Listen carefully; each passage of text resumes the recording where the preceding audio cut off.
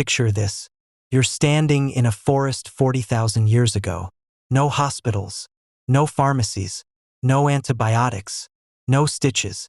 You just cut your leg on a sharp rock, and there's blood everywhere. The nearest doctor is nobody.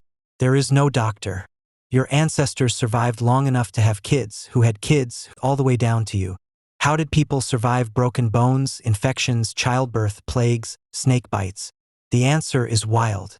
It's messier, smarter, and honestly more brutal than most people realize. You're going to look at your local pharmacy completely differently. Let's go back, way back. For most of human history, somewhere between a third and half of all children died before the age of 5. Childbirth itself was one of the leading causes of death for women. A simple cut could kill you because nobody understood that invisible bacteria could get inside a wound. People didn't even have the concept of germs until the 1800s. Despite all of this, humans didn't go extinct. We spread to every continent on Earth. Let's talk about what those tools actually were. Long before there was any organized medicine, there was instinct. When you get sick, you lose your appetite, you feel exhausted, you want to curl up somewhere warm and sleep. Fever raises your internal temperature to cook off invading bacteria. The ones whose bodies handled sickness well were the ones who survived to pass on their genes. Every person alive today is descended from an unbroken chain of ancestors who survived. Animals self-medicate. Chimpanzees swallow rough-leafed plants to scrape parasites from their intestines. Elephants eat specific leaves that appear to help trigger labor. Early humans lived alongside these animals and picked up clues from their behavior. Long before pharmacies, there was an actual functioning pharmacy hiding in the forest. Willow bark reduced pain and fever. People chewed it and the pain got better. Willow bark contains salicin, which your body converts into something close to modern aspirin. Garlic has natural antimicrobial properties and was used to clean wounds. Honey was used as a wound dressing because it actually kills bacteria. Foxglove was used in folk medicine for heart problems. Quinine, found in cinchona bark, was used to treat fevers and turned out to work against malaria. Ancient humans weren't ignorant. They were running an incredibly long patient science experiment. What about actual injuries? Cuts, gashes, broken skin. Ancient Egyptian papyri describe using honey mixed with grease and lint as a wound dressing. Sphagnum moss was packed into wounds because it's naturally absorbent. Maggots eat only the dead tissue and leave healthy tissue alone. Cauterization. Heating metal until red hot and pressing it against a wound to stop bleeding. Spiderwebs were used across ancient cultures to help stop bleeding.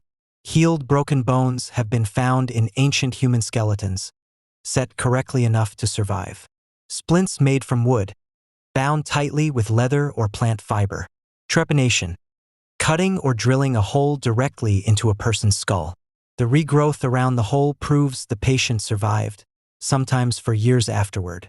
A skeleton in Borneo shows a leg deliberately amputated, with clear evidence of healing. Childbirth was one of the most dangerous events in human history. Midwives were often some of the most knowledgeable, respected members of a community. Ergot was used in small amounts to help contract the uterus after birth and reduce bleeding. Newborn care. How to help a baby who wasn't breathing. How to keep a newborn warm. Human hip structure and pelvic shape reflect millions of years of evolutionary pressure. Without understanding germs, people figured out that sickness could spread from person to person.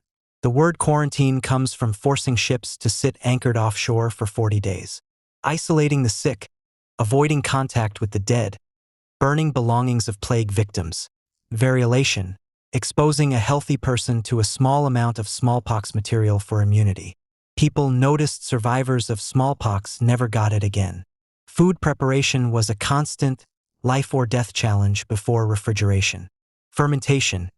Milk into cheese, cabbage into kimchi, grapes into wine. Boiling water and brewing beer incidentally killed off waterborne pathogens. Salt curing, smoking meat, and pickling prevented the growth of dangerous bacteria. Nixtamalization. Treating corn with an alkaline solution released niacin the body could absorb. Every known human culture has had some version of a dedicated healer. Healers provided psychological and emotional support during frightening times. The placebo effect. When a patient believes they're being helped, their body responds better. This video isn't about pretending the past was some magical, harmonious time. Bloodletting persisted for thousands of years despite providing no real benefit. Life expectancy hovered somewhere between 20 and 35 years old. Getting through childhood itself was an enormous, often deadly gauntlet. Entire villages could be wiped out by epidemics that antibiotics would clear up in a week. A burst appendix was a certain death sentence for essentially all of human history. They were surviving through an absolutely brutal combination of trial and error and luck. Every time you take an aspirin, you're using a discovery that started with tree bark. Every time you get a vaccine, you're benefiting from an idea people figured out centuries ago. Modern medicine is built on a massive foundation of ancient trial and error. It's humbling to realize just how resilient the human body actually is. We survived tens of thousands of years with none of the tools we consider basic today.